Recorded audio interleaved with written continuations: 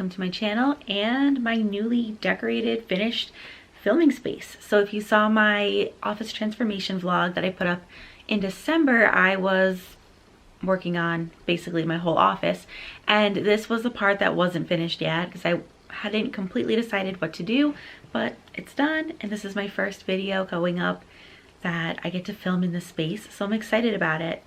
So if you've been here for a while, you know that the point of my channel is to help teachers. And as a teacher, you know how we have those moments where we finish going over something and we're walking around the room, but our students, multiple students, all different students, they start asking the same question. And that's when we stop and say, okay, let me go over this again. And that's what I wanted to do with this video. Bridge the communication gap between teacherpreneurs with email lists and teachers, because I keep getting the same questions repeatedly regarding emails that I send out. And so I figured, why not make a video and put it out there, and hopefully it's helpful to other people. So I'm putting this video up in the hopes that it helps teachers. I was a little worried about putting it up and I almost didn't, because my concern is that me sharing this information, it could come off sounding condescending, and that's just because I'm kind of a direct person. I can say things like very bluntly and I don't sugarcoat things. So if it sounds that way, I honestly do not mean it that way. So please don't take it that way. I just want to help. So you've likely noticed a trend where teacherpreneurs are offering some kind of free resource, and it's exclusive, and the only way to get it is to join their email list. So you'll see something that we call an opt-in, or it could also be called a lead magnet. I'm going to put one in the description box, a link to one of mine, and it's just so you can see what it is. If you're interested in it, go ahead, sign up. I'm not trying to do anything sneaky here. I'm just saying if you want an idea of what I'm talking about, like if you need a visual, it's there for you. But essentially it asks for your name and your email address, and then you submit it, and then you will automatically get that free resource sent to your inbox. Now, the most common question that I get is, hey, what happened to that free resource that you said I was going to get when I signed up with my email? There's like two things here. So the first one is, what email are you using to sign up for these email lists? If you're using your school email, it could pose a problem. Some schools have very, very stringent protections and like virus protection software where it won't even allow you to receive emails from people outside of your organization. I've even had someone email me directly from their school email account to my business account. And even though they initiated that contact, when I hit reply and answered their question, it wouldn't go through. And I had no way to contact this person or get back to them. But I just got a message right back saying that their school district does not allow the teachers to receive emails from organizations outside of the school district. So just be aware that if you use your school email, there's a chance you might not receive some of these things in your email, and it's frustrating because it could look like we're not doing what we're supposed to be doing, but it could very well just be that your email doesn't accept those things. So just either be aware of what your school has set up, or just use your personal email address. I strongly suggest just using your personal email address. The other thing to be aware of is that you're getting email from something that's like an organization.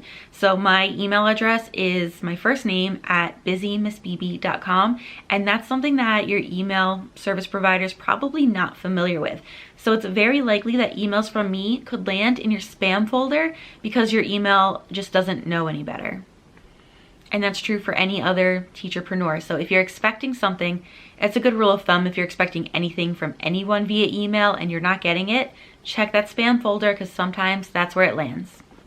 So the next thing to be aware of, I think I said there was two, but there's actually three, is that depending on how the person set up their email list, they might have what's called a double opt-in. So a double opt-in is set up so that they're only getting people that are really serious about joining their email list on their email list. When I switched to my new email service provider, it was set up that way automatically, and I don't have a way to change it because I had this set up previously in the past, and what I noticed was that people didn't understand how a double opt-in worked or even what it was, and I was getting the same questions like, how do I get this thing? On the email service provider I have now, I have not figured out how to turn it off yet. I had a lot of other things going on, so I may or may not look into it, but a double opt-in is basically that when you submit that form saying your name and email address, you get an email in your inbox, and it's not what you're downloading yet. It's like this in-between email that is just simply asking, are you sure that you want to sign up for this? Mine says something like, yes, confirm my subscription. So you have to click yes in order to be able to download whatever the resource is. If you click no, then it just takes you off the list, you don't get the resource, and like that's it. It's basically just like a backup to make sure that you really want to be on the email list. There are ever-evolving laws surrounding email lists, and this is one of those things that it's just kind of like covers the person that owns the email list. So to recap, it works best if you sign up with a personal email. Check your spam folder if you're expecting to get an email and it didn't come yet, and watch out for a double opt-in where you get an email in between signing up and actually getting the resource that you're promised. And then the last thing about email lists. If you wish to unsubscribe, there should be a link at the bottom of the email. That's true for any emails, like Bath & Body Works, Carter's. I'm trying to think of all the email lists that I get put on because I buy something but I don't want to be on it. Go all the way to the bottom and there should be a button that says unsubscribe. In fact, there has to be. If there's not a button there to unsubscribe, the person is conducting their emails illegally. You might want to report them, but there should be an unsubscribe button. I don't know any other way to say this, so it might come out sounding mean, and I don't mean it to be mean, but if you're able to get yourself on an email list, you're able to get yourself off. So if you don't want to be there, it's okay to hit the unsubscribe button. What's really frustrating as like someone that has an email list is when you get an email from someone saying, take me off of the list. Like, I don't have time to do that. Usually when I'm checking my emails, it's on my phone. Like, I'd have to go on my computer and log in. It's a whole mess. All you have to do is click the little unsubscribe button. So again, I hope that this video is helpful. This might be stuff that you already know, but basically, the whole reason that teacherpreneurs are setting up email lists now, it feels like it's becoming a trend. It wasn't really a thing until maybe 2 years ago-ish. So the reason that we do this is because if we're selling our resources on Teachers Pay Teachers, that's a platform that we do not own. Teachers Pay Teachers could disappear tomorrow and then we'd have nothing. So if you have an email list, you at least have a way of contacting people that were interested in what you have, and you can let them know like, hey, I'm gonna be moving to the store or what have you. I've also seen someone completely lose their Instagram, like their account got hacked and they lost all their followers, which are, you know, the people that are interested in what they have to share. But if you have an email list, you're at least able to email everyone and say, hey, just so you know, I'm starting my Instagram over. The other reason that we have email lists is because it's just another way that we could help support teachers. So ideally, when you sign up for someone's email list, they shouldn't be just sending you stuff to buy all the time.